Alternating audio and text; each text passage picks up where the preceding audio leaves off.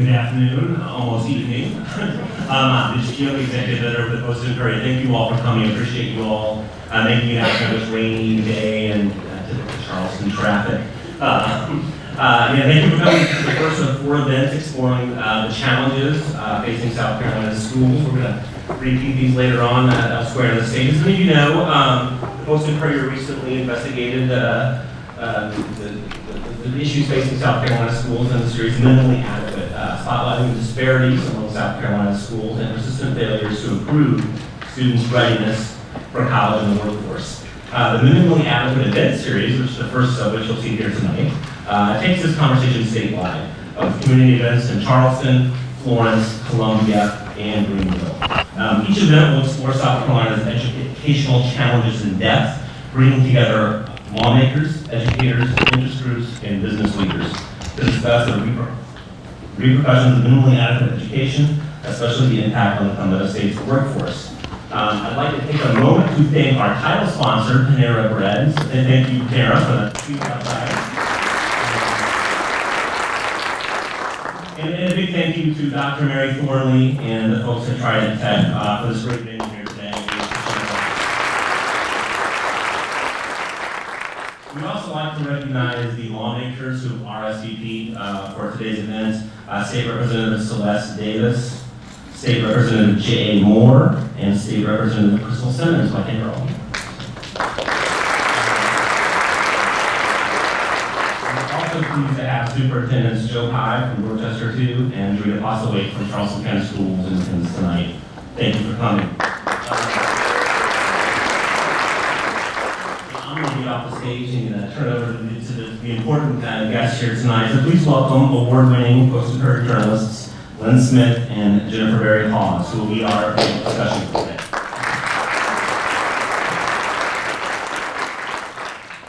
Well, thank you, Mitch, and thanks all of you for coming. It's great to see so many people interested in education here in our community and across the state. Let's dive right in. I'm going to introduce our panelists, and we're thrilled to have all 4 of them here with us. I'll start down on the end there. We have Dr. Sean Alford. He is superintendent of Aiken County Public School District, but many of you here may know him from his days as assistant superintendent at Dorchester 2, where he was where he directed instruction and technology. So we're thrilled to have you with us. Next we have Sarah Campbell, the founding principal of Meeting Street Elementary at Brentwood, here in North Charleston. And then we have Ted Pitts, executive director of the South Carolina Chamber of Commerce. Ted also is a former state legislator and was chief of staff for then Governor Nikki Haley during her first term. And last but certainly not least, we have Melanie Barton, executive director of the State Education Oversight Committee. So we're really happy to have all of you here with us today, and we'll just dive right in. So why don't we start with you, Melanie, since you have probably the most bird's eye view of education in South Carolina. For starters, since the EOC is not perhaps a household name for everyone, why don't you tell us a little bit about the EOC's role and maybe the top couple of issues you see facing South Carolina's public education system today. Thank you. Thank you for you guys spending your time on this rainy afternoon to come listen to us, because I hope that we can learn more from you. The Education Oversight Committee is a legislative agency, which means I work and my staff work for the General Assembly. So we're comprised of 18 members, a third legislators that sit on the EOC, a third educators, and a third business representatives. So we're a unique group. So as we like to talk about it, we're comprised of the folks who implement the policies, the folks who actually enact them through the legislation, and the ultimate products of our education system that the businesses hire. So we have a unique group that meets every other month in Columbia, and the biggest things that we do, especially for the educators in the room, we're the group that has the final say on the accountability system that we use to rate our schools. So we're the group that is the most hated in the public education system.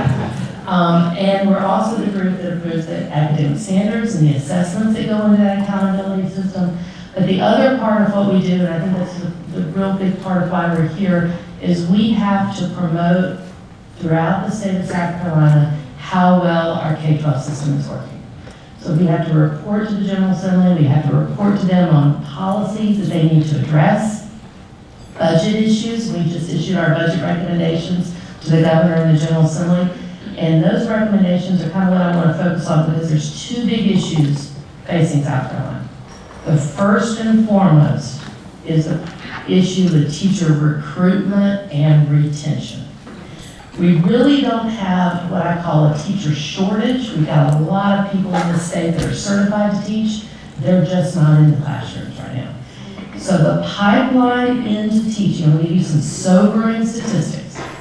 The pipeline in, the number of students completing our teacher ed programs in South Carolina are down 30% in the past 4 years. 30% fewer people are going into our teacher ed programs. The problem is they're leaving faster. So in the first 5 years, 4,900 teachers left totally in South Carolina last year of teaching. Of that number, 35% were in their first 5 years of teaching. That's the problem. It doesn't matter how many we get into the teacher ed pipeline, if we can't hold them past those first 5 years, we have a major problem. Why is this happening? There are so many issues, and I know that educators can attest to this. Our students are coming out with the 14th highest student loan debt in the nation. So when you're coming out with a student loan debt of $31,000, and the minimum starting salary in South Carolina is $32,000, quickly teachers are learning they can't make ends meet. They can't pay their student loans. The working conditions. We all know. Student discipline, school safety. How many times do you read the paper on the school shootings?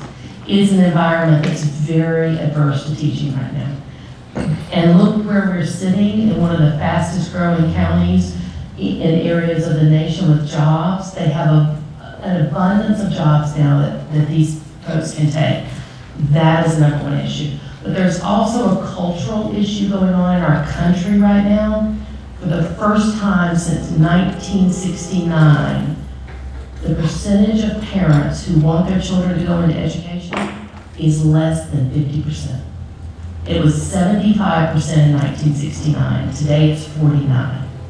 So we have a cultural issue in our nation that we need to address with teaching and the perceptions of teaching. So what we're seeing, and you just saw the statistics on the achievement, what the EOC believes is this teacher recruitment retention issue is directly impacting student achievement. You're seeing it. And while South Carolina has made gains in high school graduation rate, we've made gains in SAT, we've made gains in the number of students taking AP courses. What we're finding, our neighboring states are having unprecedented educational achievement. You saw the statistics on Mississippi. Fourth graders in Mississippi, black, white, poor, non-poor, are outperforming our students on that. So when you have those statistics and this unprecedented growth around our neighboring states, North Carolina's SAT results far surpass ours. Same percentage of students taking it. So what the EOC is saying in a lot of our policy issues, this starts at birth. It doesn't start when students enter the kindergarten in our public schools. This is a birth to higher ed issue in our state, and we need to address it systemically and start focusing on the pipeline. Educators are not the sole solution to this problem. It's parents, it's business leaders, it's community leaders, it's the faith base. We all have a role in this, and we all need to start taking responsibility for where we are.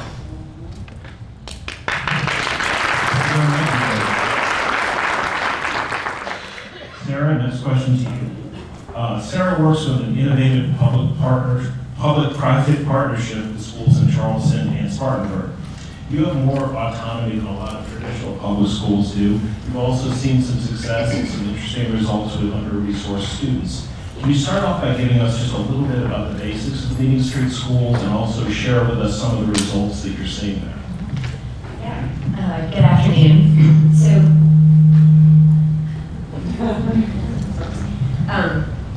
Main Street Schools are a network of private and public schools. I'm the proud leader of the public school here in North Charleston, Main Street Elementary at Brookwood. We have another public school, Main Street Elementary at Burns, as well in North Charleston, and another public school in Spartanburg.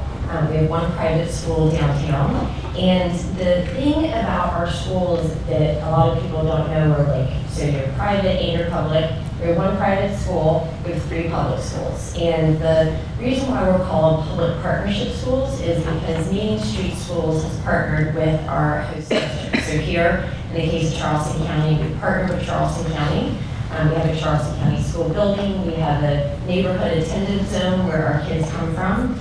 And we have public school food service facilities. Everything is the same of a traditional public school. The only difference is we have 2 things. One, as a leader, I have autonomy in our curriculum, autonomy in our staffing model, autonomy in how our school program is run. The other difference is that our staff, our instructional staff, work for Main Street Schools. And so that enables us to recruit outside of traditional districts, is able to incentivize and reward our teachers in different ways than traditional public schools. So in terms of the results we've seen is they're exciting. They're not where we want them to be in any way, shape, or form, but when you look at Charleston and North Charleston, our neighborhood elementary schools, only about less than 10% of students are scoring meet or exceeds in math or reading. And these are the schools that our kids would have gone to before our school. And after going to our school, it's 30 to 40% of our students are meeting or exceeding South Carolina standards, which is average for South Carolina and average for the state. But when we look at other South Carolina schools and other Charleston schools, we see what's possible. And so in more affluent communities here in Charleston, you see 80–90% of students meeting or exceeding standards. And the biggest thing about our school, and I think is the sort of underpinning of all of this talk around education and inequalities in our state, is asking yourself the question, do you actually think all kids can learn? And if you think the answer is yes, then we can no longer allow kids to be in family schools. And so that is the whole point of being for us at Main Street, is to say that it was the same kids, the same families, the same bus routes that have been happening in this community for 20+ years, but different results. And so what those differences are matters not just for our kids and for our community, but we want to be a proof point for what is possible. And it was awesome to see the Post and Courier come up with some of these ideas as well, and it's really encouraging to hear the Education Oversight Committee understanding some of the challenges, and lots of faces in this room that I know understand these challenges. And what we've been able to do with the ability to innovate is to implement some of those things. So, and when we talk about teachers, we know that the teacher is the most important mechanism for kids being successful in life. Hands down, there's no other question in terms of the school building.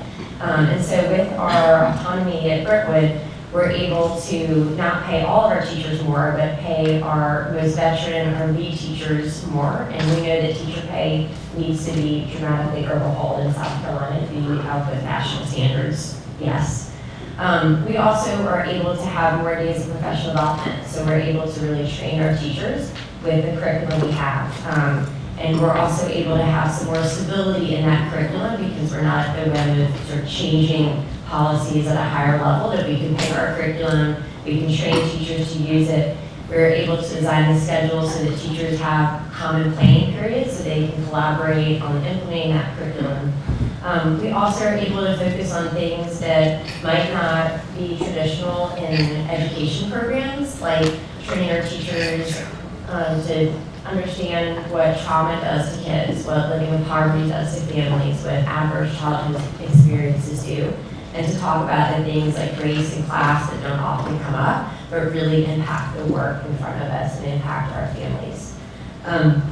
In addition to being able to support our teachers in those ways, we have a teaching fellowship model that we think is not only important in our school, but a really potentially exciting model for South Carolina and even South Carolina universities to use, where those first-year teachers, raise your hand if you're a first-year teacher. All right, teachers, all right, very good. All right, so a couple first-year, fantastic, as a first-year teacher. All right, so our first-year teachers, we know, they don't have all the experience needs to be their best.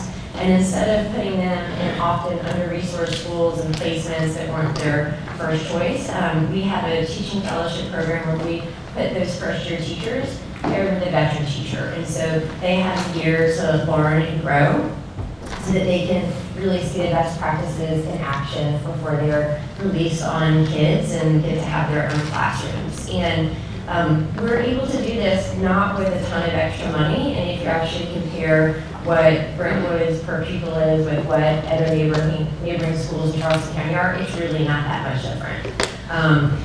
And so that piece of teachers is one of the biggest reasons why I believe we're able to see so much of that success. I think there's other things that we use higher standards in the state of South Carolina. I'm probably not supposed to say that in front of you, but we use the state South Carolina standards, and then we add standards that were in the Common Core that were taken out of the South Carolina standards. We've chosen a curriculum that's research-based, not based on a publisher's recommendation, but that we really sought out. We explicitly teach social emotional skills to our students, and one of the things that we do is we have a huge focus on college as part of our culture and our curriculum of telling kids not only they can go to college, but they will, and teaching them their first day of school what year they're going to go to college. The other things I think really matter that are important not just for us, but all kids in South Carolina is we start with pre-K-3. And every bit of research shows how important those early years are. And there's no state funding for pre-K-3, so we need to pay that all ourselves. And that's one of our biggest costs. But we know, especially for kids living in poverty, that early childhood experience matters so much. So the pre-K-4 program as well. And even though kindergarten is not mandatory in the state of South Carolina, we try to make it mandatory in our neighborhood because that's another thing that needs to be included in the overhaul of education in our state. So kids need to be in school, especially kids living in under-resourced communities can benefit so much from that early childhood experience.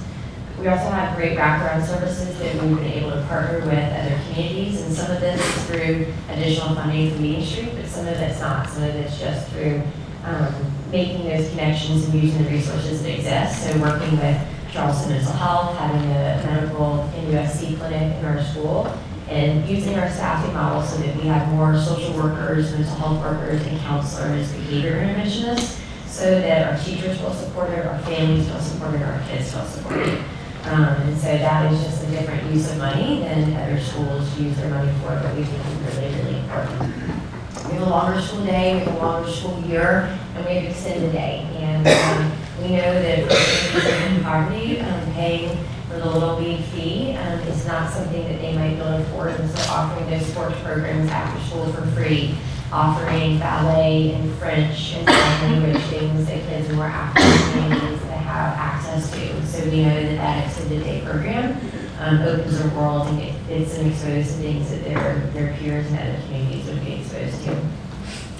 And at the end of the day, like, besides the belief of really asking yourself, do you believe that all students can learn, is you have to ask yourself, are we taking the onus on us as educators to fix this, or are we inadvertently blaming families?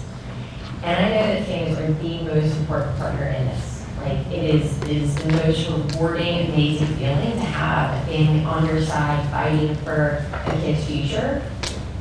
But there's so many other industries that aren't allowed to say you can blame your shareholders, you can blame your stakeholders, you can blame your clients, because we know that every family has its challenges, and you're rich or black or white, and we have to say as educators that it's within our power to do this. And there's no longer it's okay to blame parents, it's no longer okay to say these kids can't do it, but these kids can.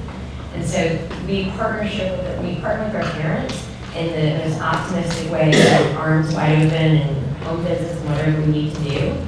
But that's the other thing that we really believe, that it's our job to make sure kids are being successful in school and nobody else's.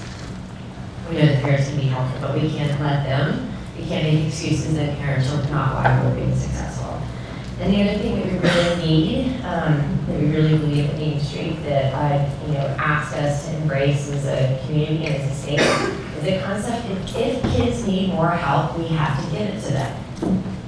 If kids need more help, we have to give it to them. And we know for a fact that kids living in poverty have more adverse childhood experiences, and so therefore need more support, period.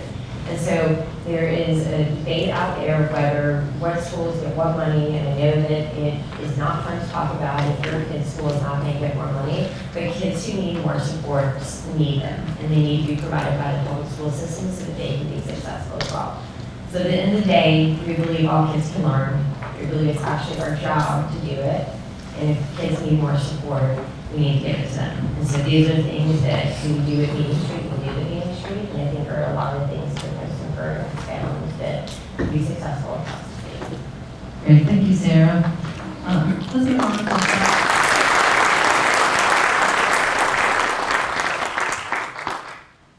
Dr. Alford.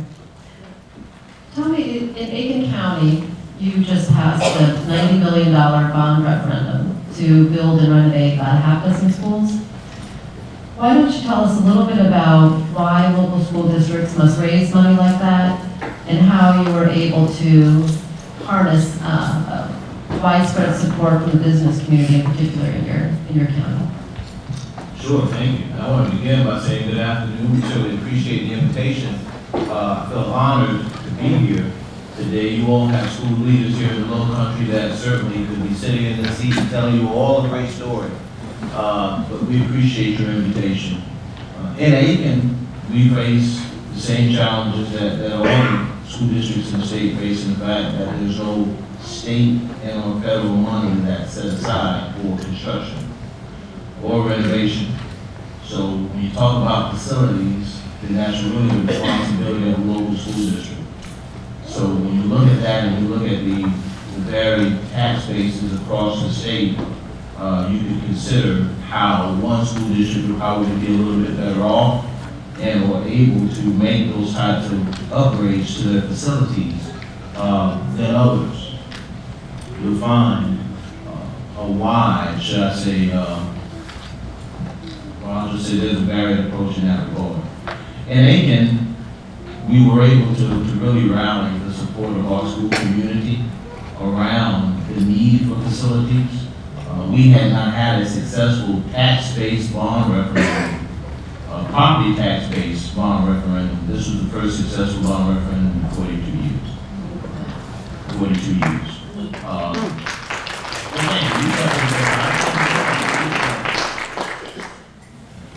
But it's not because the people in Aiken don't support education. It's certainly not it. We had to help individuals see the need. So it really took a strong effort, not only from the school leadership, but also our school board. They did a magnificent job of carrying that message forward.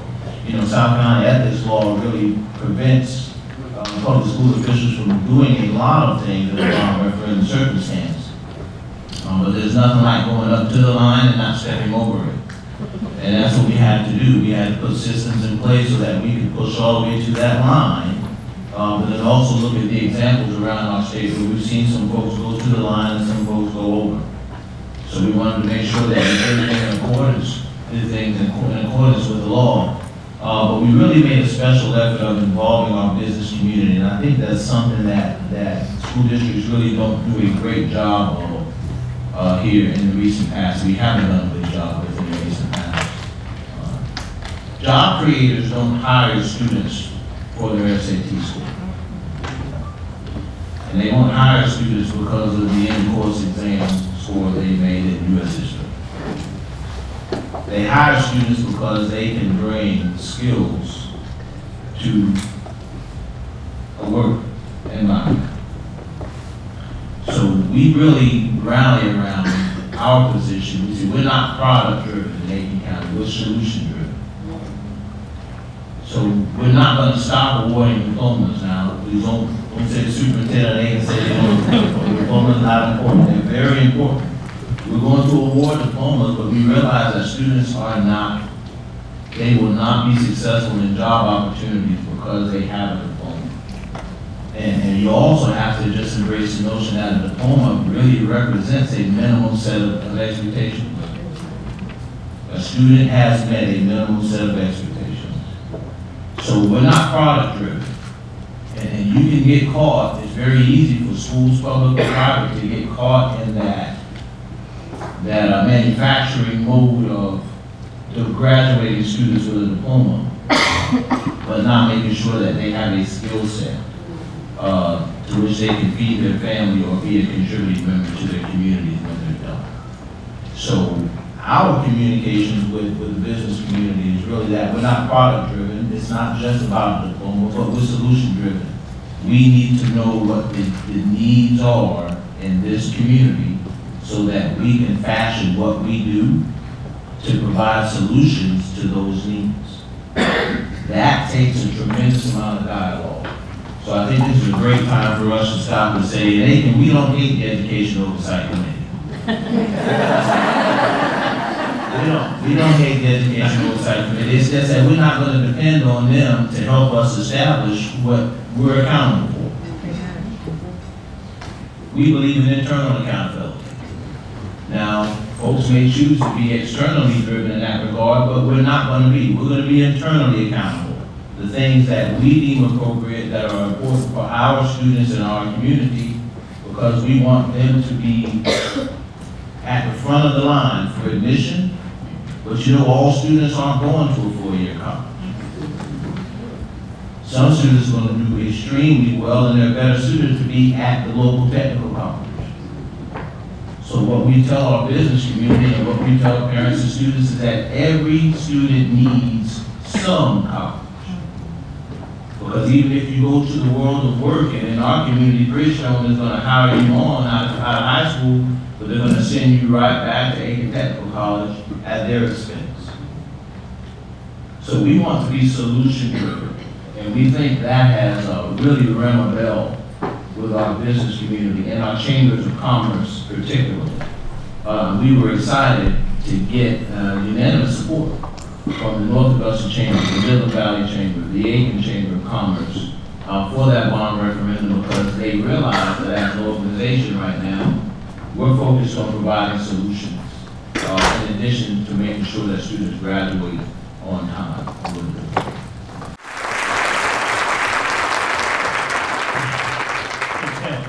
You served as the head of the State Chamber of Commerce. You were chief of staff to Governor Haley, state lawmaker from Lexington before then.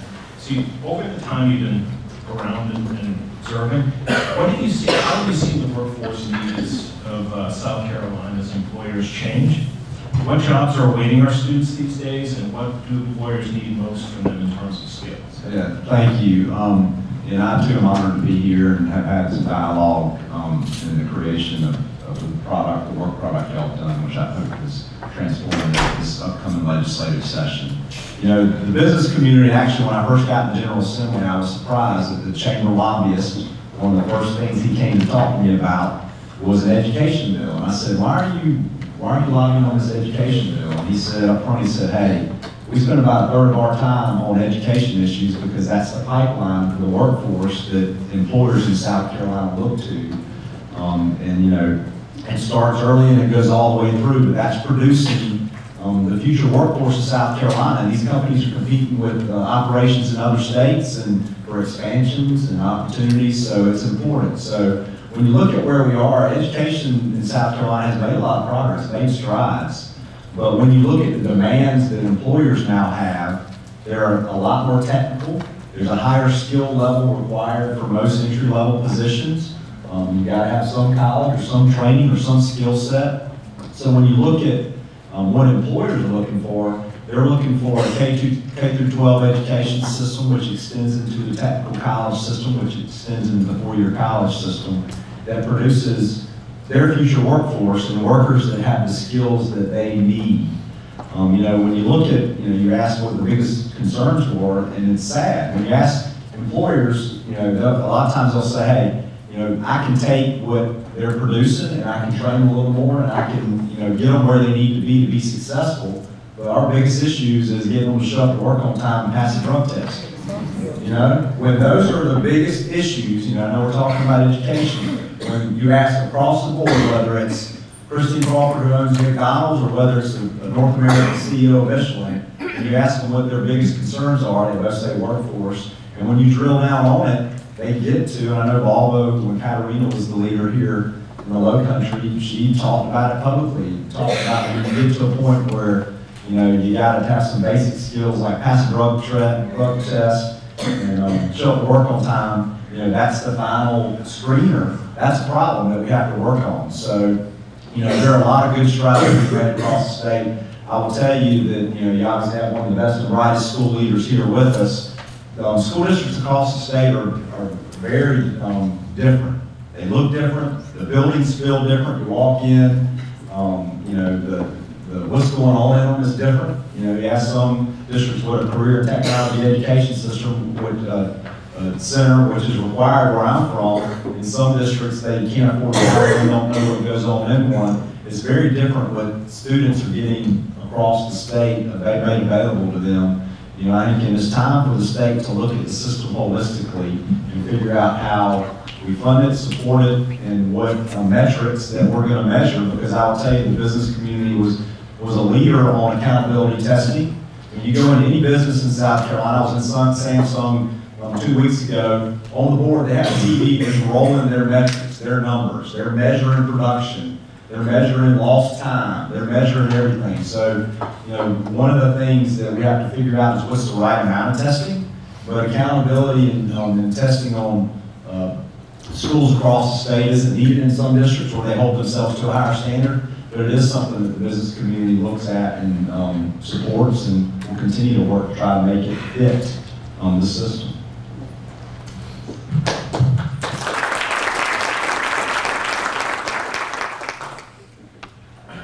Melanie, let me come back to you. If you haven't seen it, the Education Oversight Committee launched a neat website, launched really very shortly after our series was published, and found a lot of similarities in terms of discussing things like education disparities. Would you tell everybody a little about that website and what you're hoping to communicate with it? Sure. So the website is expectmoresc.com. Expectmoresc.com. The first thing you have to do is acknowledge that we have to raise the expectations. We have to raise expectations. And that's of all students. I cannot emphasize that enough. All students from all sectors of the state need higher expectations. Dr. Alford talked about the diploma, and I couldn't agree with him more. In the past, let's think about South Carolina 30 years ago. A high school diploma could get you a living wage job in our state. That is no longer reality. You have to have a post-secondary degree or post-secondary industry certificate to meet the jobs that we have. Under Governor Haley and others, this state has produced massive numbers of jobs. But you've seen the traffic in this area because we are importing a lot of workers to those jobs because our students are not able to meet the skill set or pass the drug test or show up for work on time. So we have to raise the expectations. So the goal of the website was to raise the expectations. It's a new South Carolina. We have to come to grips with this is a different world that our children are growing up in. I want you to understand this statistic. By 2030, at least 60% of the jobs in our state are going to require a post-secondary degree or industry certification. Almost 2/3. Our working age adults right now, only 42% have that level. 42. We have a huge gap to make up in very short term. And that's going to take, again, I keep going back to the system, but it's the early ed all the way through post-secondary. We've got to start working together, and those silos have got to be broken down. You think they're bad in your local community, come to Columbia. where we don't even talk across the aisle. So we've got to break down those silos to talk. So the website is designed to tell that new story of what South Carolina is about, and to give actual playbook and tips for business leaders, community leaders, and parents about how to get involved, what you can do in your local community. Because every local community has got to come to grips with this issue. And as Dr. Alford's doing in Macon, working with the business community there, we've got to work in our local communities. But the goal of the website, raise the expectations for this state. We have to raise the educational expectations. Why we have to raise them, and what each one of us can do to do that. Okay, this is for many of y'all, I guess. Really tee this one up, Melanie. The series is called Minimally Adequate, and that is basically what the state Supreme Court says, that our state constitution requires the state to provide the opportunity for students to receive a minimally adequate education. There's some talk among state lawmakers of raising that standard, seeking a constitutional amendment to do so. How important is that, and why? If not that, what should be the most pressing issue this legislative session? Well, I can start. People up here smarter than me. I think the term, we need to undo the term that's being now used as what is acceptable, right? Minimally adequate, I don't think was ever intended by any General Assembly to be what the expectation was. A court interpreted that. So I think the General Assembly needs to come in and clarify what the expectation is. And it's much higher than minimally adequate. And then, in concert with that, they need to figure out the best way to support a system that is better than minimally adequate, right? We currently right now have a bunch of school districts around the state, all different sizes. There are school districts that the entire school district is smaller, the entire district is smaller than the smallest school in another district, which makes no sense. And, we have a funding system that doesn't look into, how much administrative costs. There are numbers that have been crunched, and I've seen charts over the last six months where the General Assembly is doing some work to try to figure this out, that understands that the current model we have does not work from a funding perspective. In Act 88, I was a member of the General Assembly. When Act 88 passed, I supported it. It solved the problem that we intended to solve, which was homeowners who continue to be hit with school tax increases said, hey, they're taxing me out of my house and home. So we provide relief there, which created a lot of unintended consequences. The South Carolina Chamber of Commerce at the time, obviously I wasn't working there, I was in the General Assembly, was one of the only state entities that actually publicly came out and opposed it and said, this is bad. This is bad for education.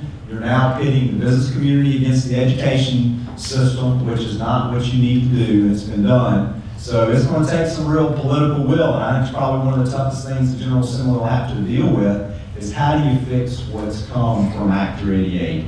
Most will say you can't undo it, you can't put taxes back on the home. I don't know, they'll have conversation and dialogue about it. But we've created a system that unfortunately has pitted education and business against each other in a lot of ways when it comes to taxes. And that's not where we need to be. So I do think the General Assembly will address the term minimally adequate, but I will tell you, you asked if it was the biggest issue. It's not the biggest issue. There are other big issues that have to be dealt with. Melanie touched on teacher retention and recruitment. The business community is really concerned about where we're headed there. She talked about some of the numbers. Right now you have school districts that have to bring in foreign nationals to come in and teach kids because they can't find homegrown teaching prospects. And it's a real problem. And there are a lot of issues in education that have to be addressed. But I'll tell you, it's not a rainy cloud, because I'll tell you the reason that Boeings and Volvos are coming to your region is first because of quality of life, but it's second because of the workforce. And you want to know where the vast majority of that workforce came from? From a South Carolina public school. So there are a lot of good things going on. And I know teachers sometimes, they don't get patted on the back enough, but they are producing some of the best and the brightest talent nationally, globally. that companies are coming here to take advantage of South Carolina workforce that in a lot of cases really does have a good work ethic. I know we talked about problems earlier, but a good work ethic. They can be trained, have a good attitude. So there's a lot of good things going, but there's some big issues that have to be addressed. I'd like to just grab on that thought and second one or two of those comments. I think the most pressing thing for us to do is to be thoughtful as a state, to be thoughtful and not to be consumed in what I would consider to be a public policy tornado that's not only been a point here in our state, but also nationally. And for us to make prudent decisions moving forward. So you can kind of summarize that by saying, let's walk down the hill and not run. Because what we have yet to do is as a state, we've yet to take a very comprehensive assessment of what the challenges are. We've seen them in large pieces. Teacher recruitment, definite issue. But you know what? We've been dealing with inconsistency, and since we're here at Trident Tech, Dr. Dooley, if you don't mind, I'm just going to put it out here. As school districts, we've been dealing with inconsistencies and as it relates to our relationships with post-secondary institutions for years. We've got dual enrollment programs, early college programs, where some school districts have a great relationship, like here at Trident Tech, and the tuition is very low, if any. But then you go one or two colleges over and the tuition is through the roof. If a student takes a class here, it may be accepted at Clemson, or it may be accepted at USC, it may be accepted somewhere else. There are a number of issues that we face as a state, and it's certainly not all doom and gloom. We have outstanding students, we have outstanding programs, we have outstanding colleges, we have outstanding partnerships. We do. But if we run down a hill and try to do something to plug the dam on teacher recruitment and retention, we're going to make a mistake, as we have recently, with the $9 million that's been set aside to help with teacher recruitment and retention. For those who don't know, the state actually sets aside money to help school districts with recruitment and retention. But the only school districts that are eligible to participate are those who have a 5-year average, a turnover average that's greater than 11%. So this may not be the best thing to say in Charleston, but Charleston County has a huge tax base. Financially, Charleston County is not hurting. They get additional money here in Charleston because their turnover rate is greater than 11%. But what about a school district that doesn't have a large tax base? Better yet, think about Aiken, that does not have a large tax base, but we're surrounded by, on every side, school districts that are eligible for state funds for teacher recruitment and retention.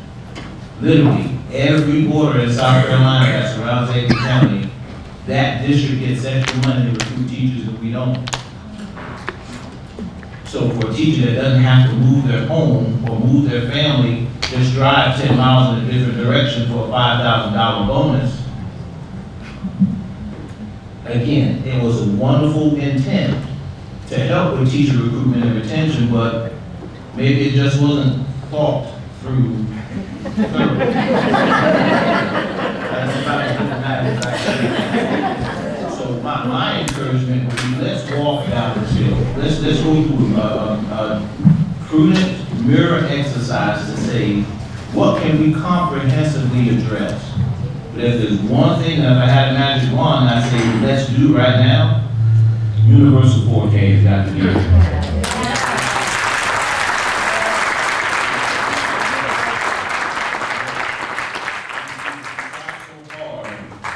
We try so hard to fix the issues in our society with an electric chair instead of a high chair. That's all I've got to say. Thank you very much. Well, okay. Thank you very much. We're going to take questions from the audience in just a second, but first we wanted to bring up our colleague, Thad Moore. and his very special guest, De'Ara Bryant, a woman he met while researching the series. De'Ara is an Estill High graduate, now working towards her PhD at Georgia Tech, and she's got a really interesting story.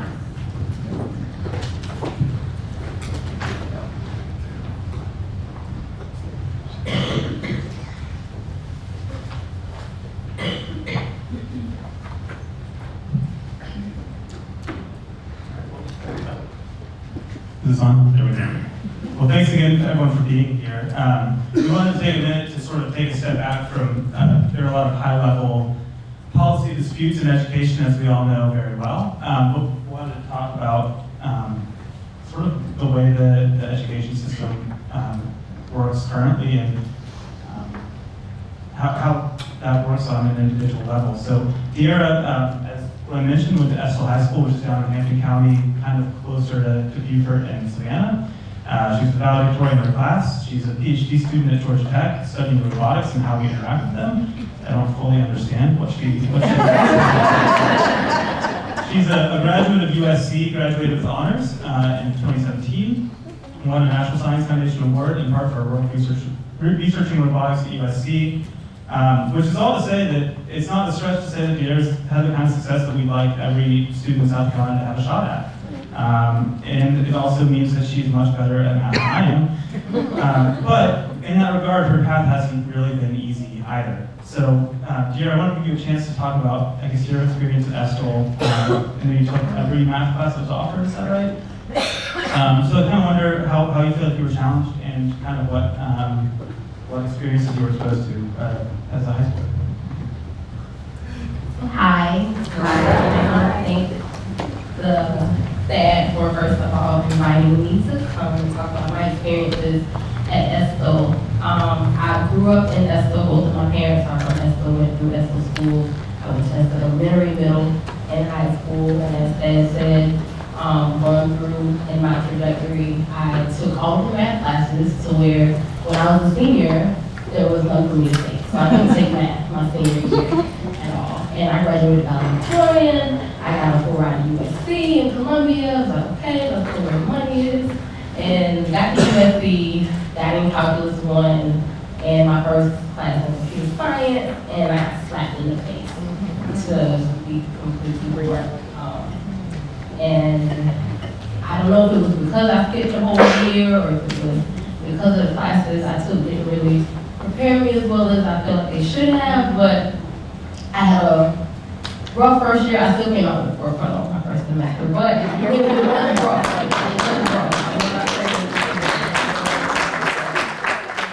I also didn't take computer science, so my trajectory to computer science was an accident, or I like to think it was fate or something that led me there. But when I was in high school, I was like, oh, I want to make websites look really pretty. So I'm going to major in computer science because that's what computer scientists do. And in my first computer science class, on that first day, they were like, okay, we're going to make a program that says hello world. That's usually the first thing you do in a programming class. A simple program that says hello world. And I was like, you want me to type it really big on Word? I don't know what that means at all. Just to give you an idea of how completely blindsided I was into what I was getting myself into. So I didn't even know what computer science was. But I was good at math. I'm really interested in logic and computation and how people interact with computers. And so it ended up being a really, really good fit for me.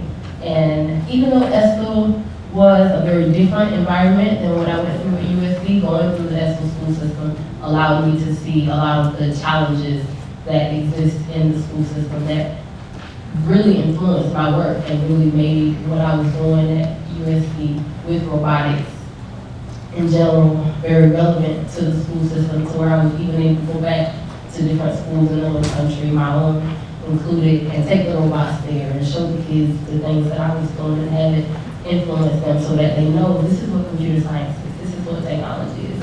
And even though we don't have those classes here, you can still be exposed to where you're not completely blindsided to where I was.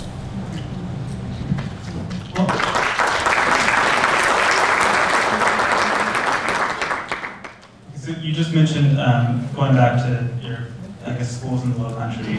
And I know that you have talked about how it was really important to you to basically give children in schools around Hampton County and around the Low Country exposure to computer science. And I know you developed a robot called Miss Ann.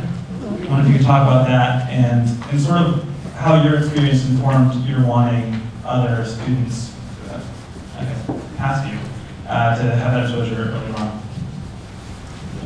So when I was in my first class, I had some really great teaching assistants in my computer science classes. And one of them invited me to work in her lab. She was doing a PhD, and I joined her as an undergraduate research assistant. I had no idea what research was. I did not want to do a PhD. I said, I'm going to get my 4-year CS degree and keep it moving. But I went in, I learned about her research. She was doing robotics and mathematics for middle school students. And so I learned how to work the robot. I took the whole crash course. I got really good at it. And just joking around one day, I had the robot in the tab. And I put it on my Snapchat. And kids, I used to be a camp counselor. So I had a lot of kids that followed me on Snapchat. And they looked at it like, oh my gosh, that's so cool. I want to do that. How do I do that? And I'm like, go major in computer science. And they're like, no, like what? No. And I'm like, why? And they're like, I don't know. I don't even know what computer science is, just like I didn't know what it was. But it challenged me when I got to USC, so I decided to stick with it. And I had really great professors that really helped me get over that leap that I needed to get through when I was a freshman, sophomore. But that problem that I saw, that they don't even know what this is, they think it's intimidating, there's this stigma around computer science, that's a national worldwide problem, not just a Carolina problem. So I said, you know what, I'm going to do something about it. They like to see what I'm doing out there. Dancing in itself is a sequence of steps, and computation and algorithms are nothing but a sequence of steps. So if I can take that application and apply it to make a game where kids learn programming through dance and learn how to write programs by writing dances, by having the robot do the dance.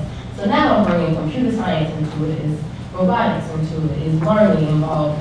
So I created this game to where students would watch these short little lessons on computer science and then answer questions on the lesson. And for each question they got right, they earned a robot dance move. And then at the end, they got to take the dance moves they learned and write down a program that made the robot dance. And so, like I mentioned earlier, I got ahead of myself, where I got to take this game to ESCO, to Ridgeland, to these different schools in the Low Country and gather research and ask them beforehand, what do you think about computer science? What do you think about going to school for some type of STEM degree, some type of technological thing? They're like, oh, no. And then you ask them again after, it's like, you know, that was fun. I can do that. You know, I wrote a program. So now, like, is that all programming is? Like, it's just a whole different world when you see it, when you actually put your hands on it, and it's like, okay, that's not what I thought it was. So that's what I did in undergrad. It was an undergrad project. And now in grad school, I'm still with the children and focus more on how do we get robots to interact with children. So I'm looking at a lot of artificial intelligence and machine learning side of things and how we apply that into robotics and how those people who study robotics with humans is in an adult space. But if we want to have the next generation be prepared to work with these machines that are definitely going to infiltrate our world more and more as time moves on, they need to be exposed to it. And so I'm looking at how can we interact better with kids so that we can foster those interactions earlier in the pipeline and have all of that influence as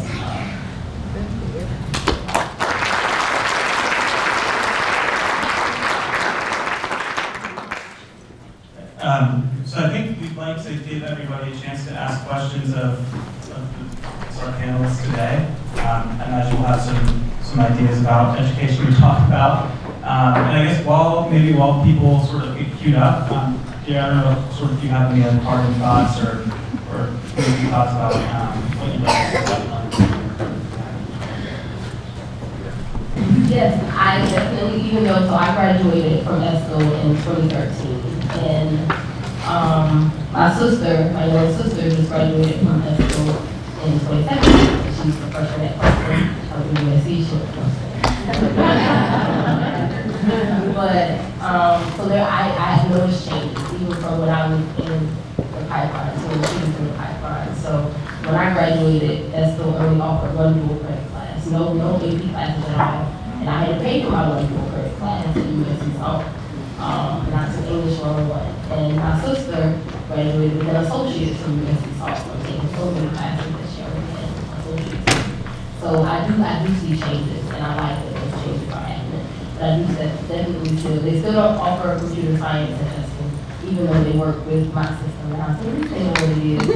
So I do think there are a lot of changes to be had in the science and technology space. I definitely think that's an area that could improve in the state of South Carolina. I would love to see computer science in all schools. The United States is a huge push towards getting computer science in all schools. The world will get more technological. Robots are coming. And it's going to be okay. But in order to participate in that world, to get ahead of the ball, and is afraid of it, to get ahead of it, to be participants in this technological world that's happening.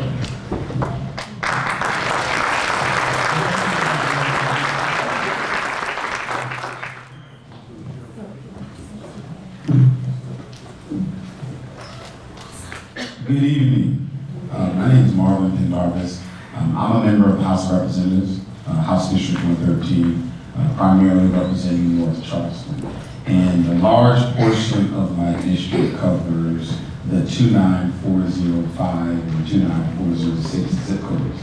The reason I mention those is because those are the zip codes where we have a lot of our educational problems. Issues within our educational system, particularly some of the traditional public schools that we have there. I've got several comments and questions, and I certainly want to get time for the other people that want to ask questions. I'll open with a quote, it's a biblical quote, which says that we ought to not be conformed to this world, but we ought to be transformed by the renewing of our mind. And when I think about that, I think about education in South Carolina, because when I look at the last decade and beyond, where we've been in our educational outcomes, one of the things that I believe has ailed us is our inability to really transform our thinking and how we look at education and how we deal with it in order to truly improve our outcomes. One of the things that I've been looking at, and I've certainly been encouraged, I want to thank the panelists here, because you certainly hit on a lot of things that myself and my colleagues in the House have been looking at. Since I got elected last fall, in my first year in office, I wanted to really make a push for education. I'm a product of the public school system here in Charleston County. And I went from elementary, middle, and high school. Public school has been something has afforded me the ability to be where I'm at now. But what I've seen is, in my opinion, a neglect of our public schools here in South Carolina. And I really thoroughly analyzed the minimally adequate series. I certainly want to thank the Post and Courier. You all did a wonderful job of putting it together. And when I analyzed it, there were several things that stuck out to me, things that really touched on. And I say that because I see that we're moving in a direction, and I don't believe is productive and is putting us actually even more behind. Mr. Pitts, you mentioned Act 388, which is something that obviously many people know we've got an issue with. And it's my opinion that if there's a time for the General Assembly to address Act 388 and certainly other things that deal with education, particularly education funding, this may be the session to do it. One of the things that I would certainly love to get your thoughts on as you all continue the discussion, certainly offline, is looking at how we look at high growth districts like Charleston, districts like Fort Mill, and districts around the state that have a large tax base, that have large district populations, but obviously are hit hard with the implications of Act 388. And that's something that I've had some productive conversations with, so I'm certainly interested in getting your thoughts on that. Another thing is, and I think and it's related to Act 388 that oftentimes people understand, you're right. what it has done is it's pitted the business community against the education community. But in my conversations with business people, small business and large businesses alike, and certainly the educational folks, is we compound the problem of Act 388 when we look at some of the things that we've got in terms of fee and lose. And I don't think that's a conversation that folks have had. What I've learned is, of course, in order to attract any business, we did it with Boeing, we do it with all kinds of businesses, we give them incentives in order to come to establish themselves. But one of the issues that I've seen is if we're going to give them incentives to come here, we've often given them these fee and lieu agreements where they're able to kind of bypass that by paying a fee. That kind of hurts us in the education world in a way that I think that otherwise we go towards education.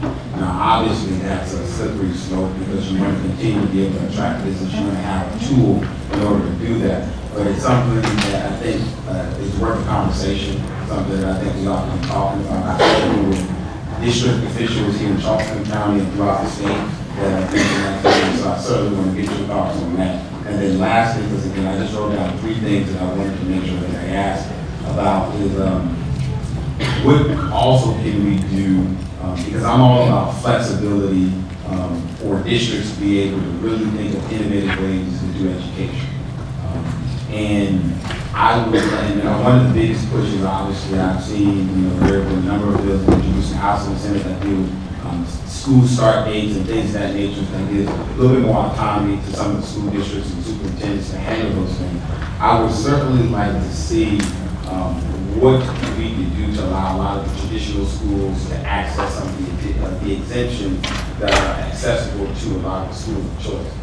School choice is important. We certainly want to allow parents to send their children to schools that they want to and need to, and that's going to certainly provide them with educational outcomes that they see is fit for their child.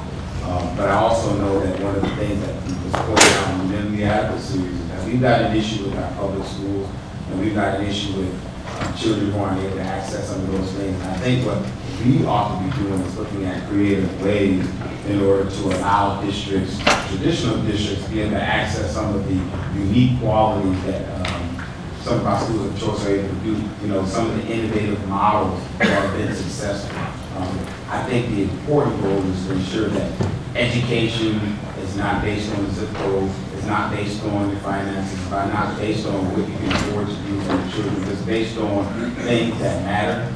It's based on ensuring that no matter where you live at in the district, no matter where you live at in the state, we're doing everything that we can to ensure that we have more than the minimum of education, a high quality education, one that's going to provide you the opportunity to be like Ms. Here and go off and do the wonderful things that we all of our school staff. So again, I know that's a mouthful, but those are the 3 things that I had been thinking on. So I would love your comments on it. You certainly can feel free to talk about them afterwards, and then I'll use my time to do this. Thank you, Ian.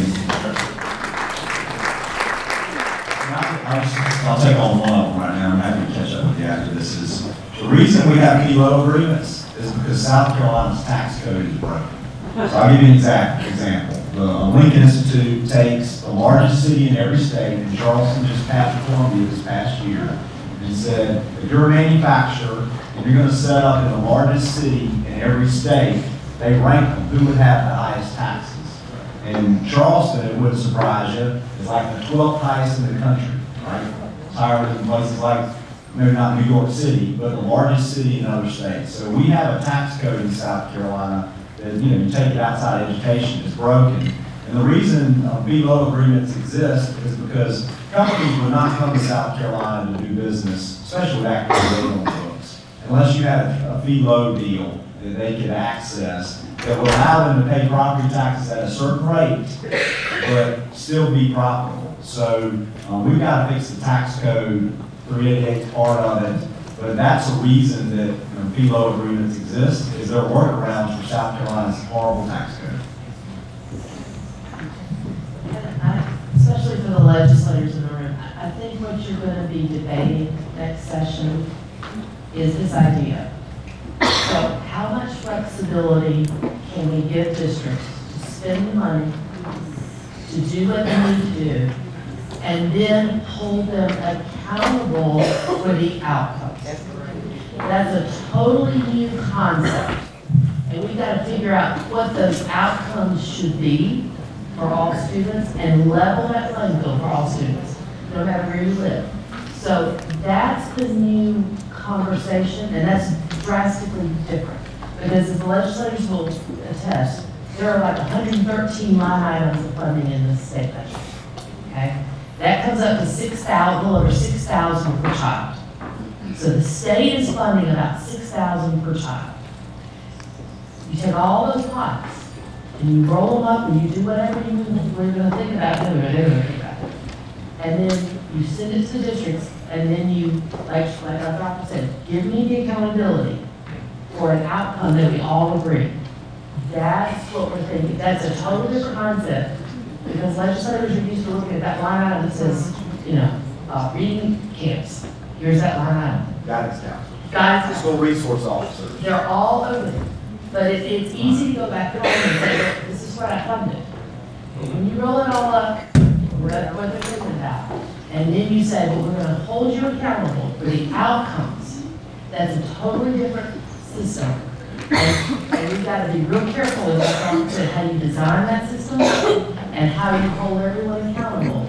But that would change the whole conversation in our state. It certainly would. But I want to add a different perspective on that, since we have wonderful legislators here. We appreciate everything you do for us. We may not be where we need to be right now, where we want to be on the base student cost, but we are closing the gap on that. So I don't want anybody to walk around and say, well, the state's not doing anything. That's not true.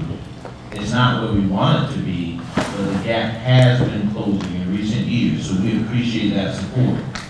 Now, in leveling the playing field, there's not just the state funding aspect that you have to consider. There's a local funding aspect that's extremely important as well, and that has been an issue that has made the playing field unequal or unlevel. And I'll just, because I was a member of Dorchester at one point in time, I'll just have to say it. If you have a school district that has been high performing like that school district has for decades, but they don't have fiscal autonomy. So if they can't be held accountable for performance, and if so, it would be exceptional. But they can't make any decisions as an elected board to improve the financial status of the school district. Why is that the case? Why is that the case? So there are local restrictions that school districts have to face as well. So it's not just the state funding aspect. If there could be any assistance outside of a great relationship with county council, those things like fee and lieu, they're not maximized for the school district. Thank you, Dr. Alford.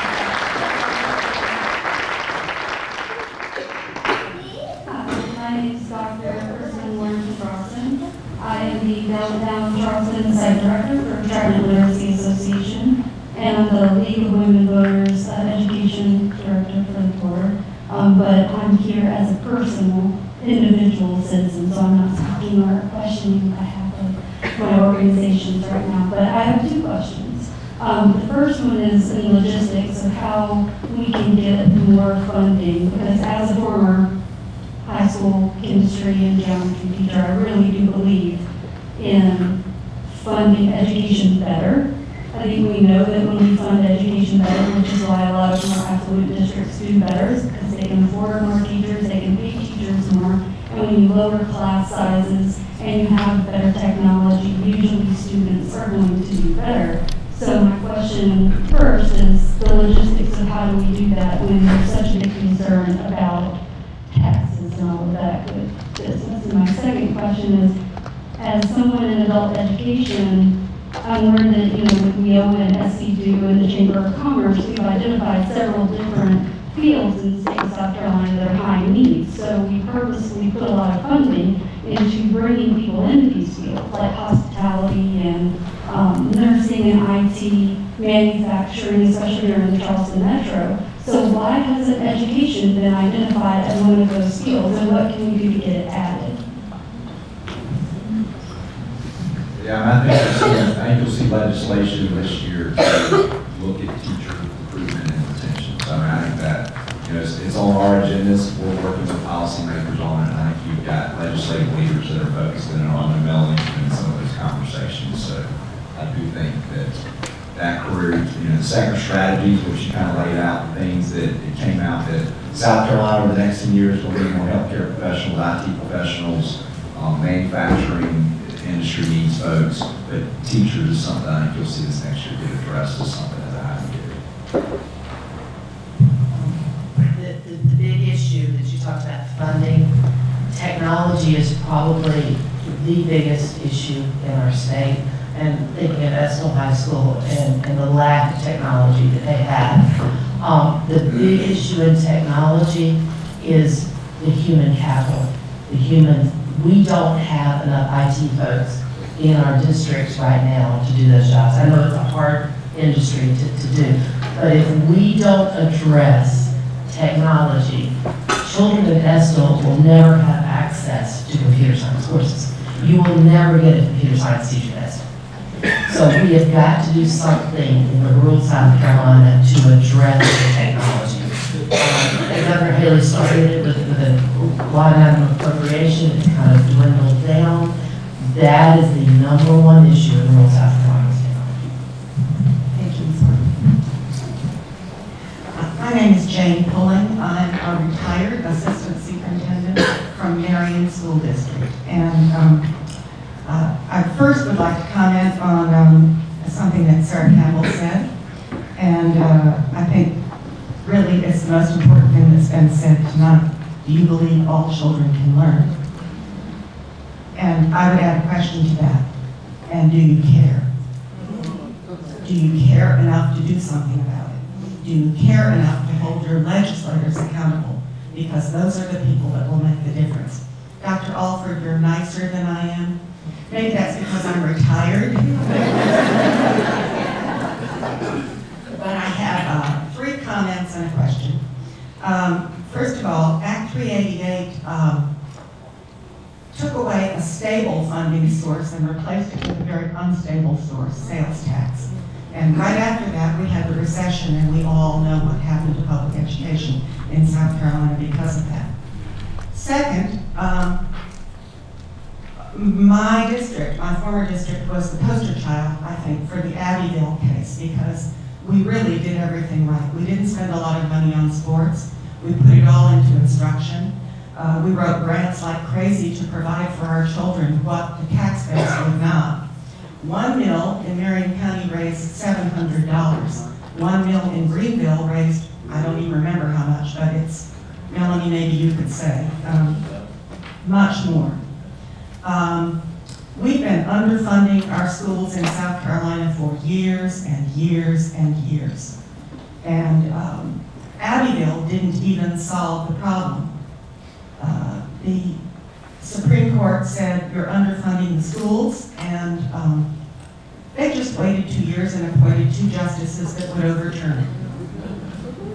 So we have many wonderful legislators, Ms. Davis, Mr. Pendarvis, Representative Pendarvis, lots of people who steadfastly support education, but unfortunately, they are not in the majority in the legislature. The BSA, base student allocation, has been below what our state law requires for at least 10 years, maybe more. And Ms. Barton, we're actually more like 7,000 teachers short. We don't graduate enough, but we used to be able to hire them from other states that had teacher surpluses, and that is no longer the case. So the teacher shortage is a major problem.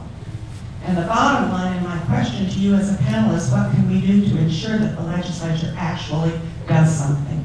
I wish I were as confident as you were, Superintendent Alford.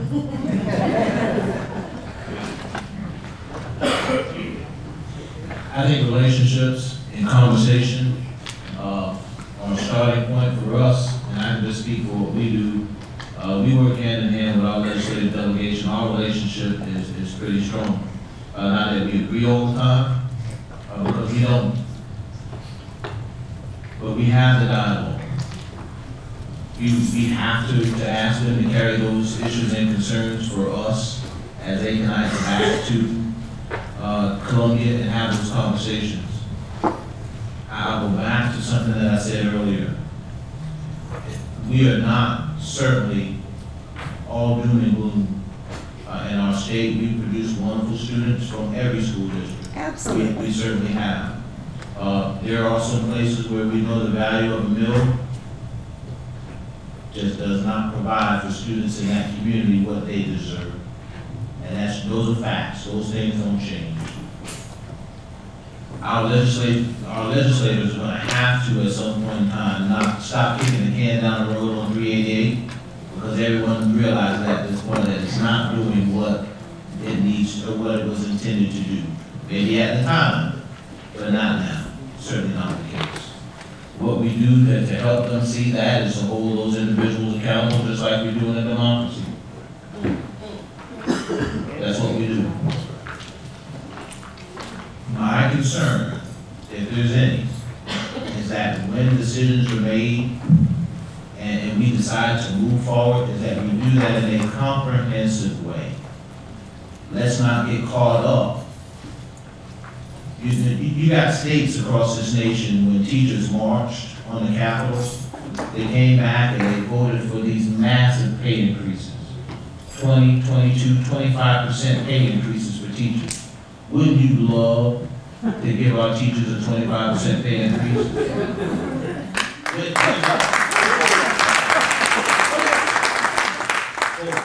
Where's that money coming from? Where's that money coming from? If you think about a school district where 80 to 85% of that total budget is going to be in personnel, a 25% increase to that is astronomical. Where's that money coming from? Unfortunately, some state leaders have been swept up in the public policy conversation and we're not making prudent decisions. So whatever it is we do moving forward, we have to make sure that it's not just about finance. And they can kind of, we have the, I would be remiss if I left here today and didn't say this. We have the highest starting teacher salary in the state of South Carolina. We do. We pay our starting teachers $38,000 a year. If you look at every pay band throughout the degrees in our school, in our pay scale, we're in the top 6 and above every band. But you know, that's not why we have a better retention rate for our first-year teachers than the state of the nation. Our 5-year numbers are better than the state of the nation. It's not because we pay them that way, it's because we support them in the classroom.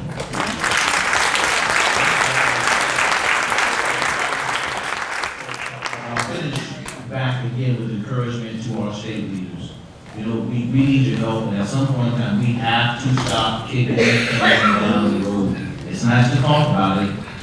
You know, maybe we should be from Missouri. Show us. Don't talk about it. Show us. Thank you, Dr. My name is Jane Farrell, and my background is in early childhood education. And to me, I enjoyed the panel's discussion and the questions, and everybody kind of touched on this topic a little bit. But to me, the elephant in the room is the fact that we have less than adequate regulations governing our early childhood education programs. Our private child care needs to be addressed. The state is completely in charge of it, and we need to address it and to look at it. When you realize that the majority of brain development is from birth to 4 years of age, the children that are being fed into the system already have lapses because of the lack of quality in early childhood. And then I'll just make one other comment. I used to work for the military in child care, and when the draft was over, they made a commitment to have the best early childhood programs that they could, because they knew that those would be the people that would volunteer to serve in our military. And so Internationally, our military programs are recognized as the highest quality. And I think that's a good example of something that worked out well. And thank you for letting me make that statement.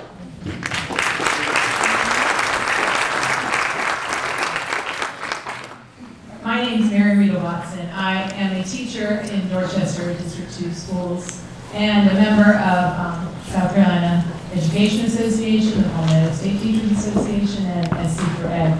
And my question to you, as I am here with my fellow educators from Somerville and from Charleston County, there is a movement, and that movement is here, and we can all feel it as teachers. We know that this is our opportunity, our chance to get things where they need to be in education. So what kind of words of wisdom do you have and motivation for all of us here who are hoping against hope that this comes out the way we want it to come out?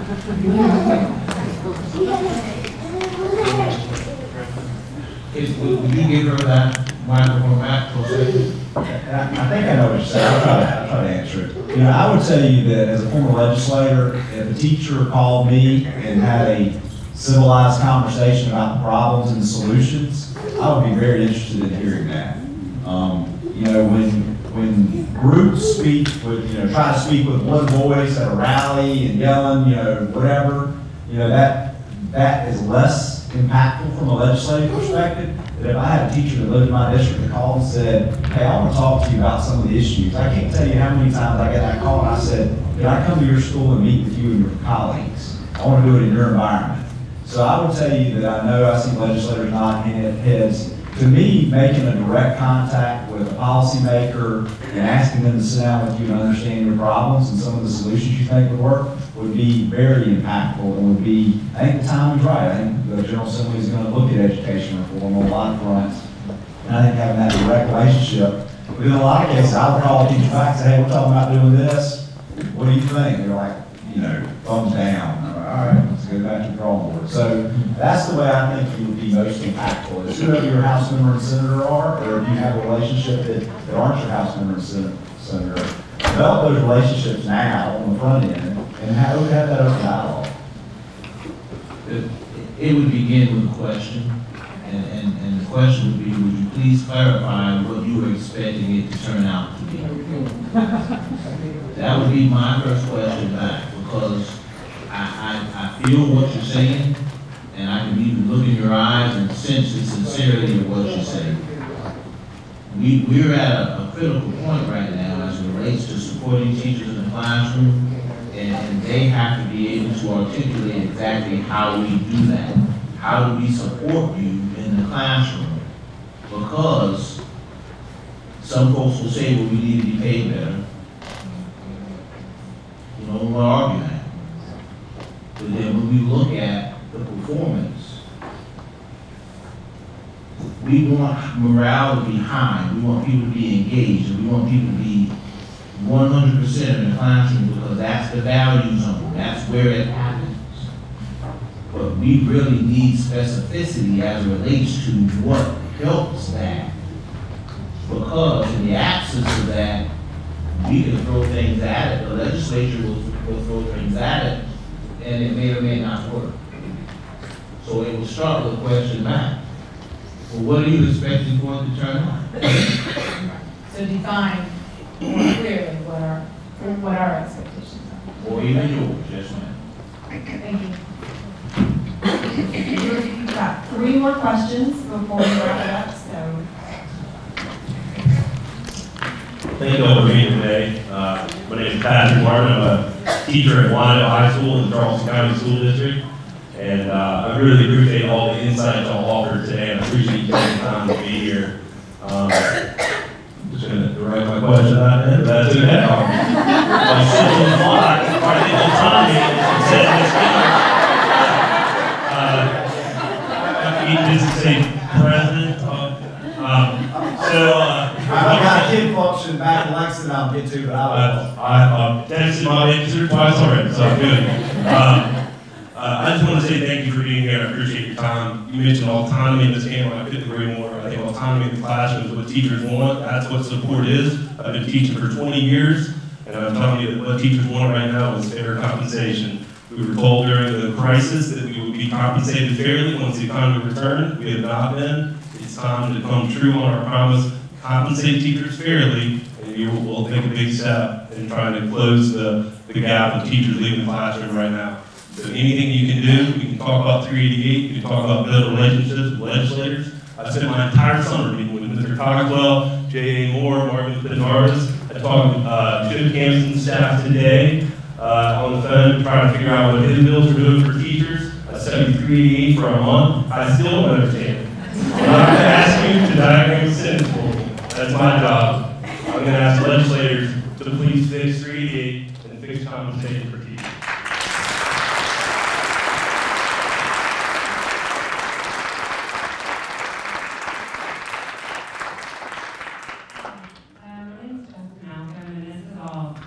Super amazing. I have a 5-year-old and a 2-year-old.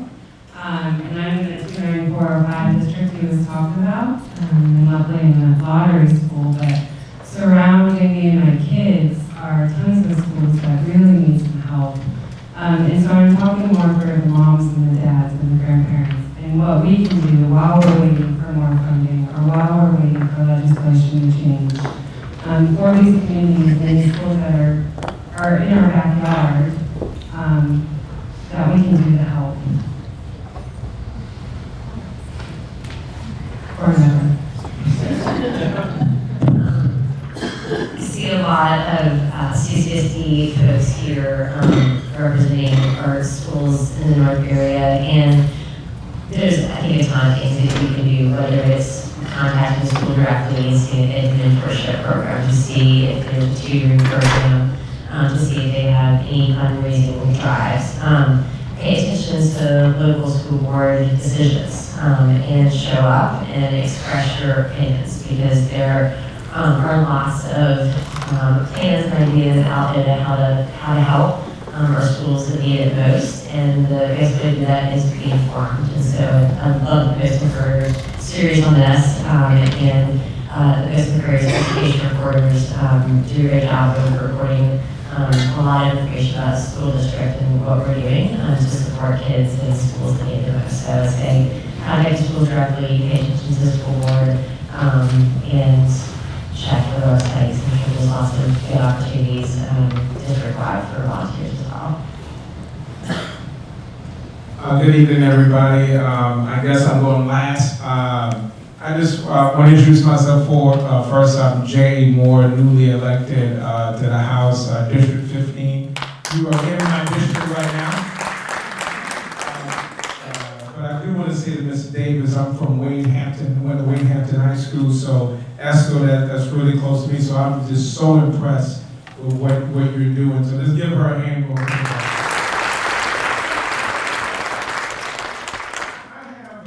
Two-part comment/question for the panel and for everyone to be thinking about.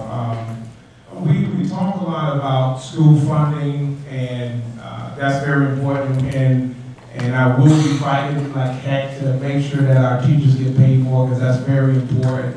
My mom's a teacher, my sister's a teacher, so we got to make sure that we get that done in the legislature. We got to do it this year. For me, the thing that we don't talk about enough here in South Carolina is mental health. And mental health in schools is vitally important. I'm from rural South Carolina, so we didn't talk about it at all. There's 2 bills that I pre-filed dealing with that y'all can read. It's H3258 and then H3257. One is the Safe Space Act, and the other one is introducing mental health and wellness started in 7th grade as an elective, and in 9th grade, similar to sex education, making it required before a person can graduate high school. I think that's vitally important, and I hope you all will agree with that. So please look at those 2 bills. A question that me and my colleagues have been wondering is, it seems to me like the conversation that we've been having today and kind of what's been bubbling up is this idea of school choice. Maybe I'm interpreting it wrong, but when you talk about school choice, a lot of times it disenfranchises or marginalizes rural areas, low-income people, and people of color. And if that's what the rallying call is, I think that is a mistake. It doesn't help those communities I was talking about. So I just want to get a little more clarification. Is that what I'm hearing advocation? No, I think it's there in the state law, there's schools of choice that a district can have. So it's not the choice without children or anything like that. That's what Meeting Street is. Yeah. Meeting Street is There's one clause in a piece of legislation that's for each district to have an innovation school, and the superintendent is allowed to allow that school to operate with more autonomy. And luckily Charleston picked their one school, Meeting Street Schools, to be in a neighborhood specifically addressing the inequities we see for low-income communities and African Americans in Charleston County, and if other superintendents around the state use it, I hope they use it for that, because that is going to be the best use of money and resources. I would like to talk to you offline about that. That is still a concern of mine. Can I look through a different window to your statement? Of course, sir. For those of us who are parents, you have a choice. That's a choice that the good Lord gave you. I have 6 children. I am responsible, and I have been responsible for making sure they got the best education they possibly can get. So all of us who have children have a choice. I am not a critic of private schools. I'm not a critic of charter schools. I'm an advocate for public schools. And I've educated all 6 of my children in public schools of my choice. I believe that there's a pressing need for public schools particularly to make sure we are providing not acceptable choices, but exceptional choices for parents. I did my student teaching at Burke High School. I'm a bulldog. That's why I did my student teaching. But I have struggled for decades now to understand why a school that has such a rich tradition and heritage in this city can't maintain a student enrollment over 300 or 400 students.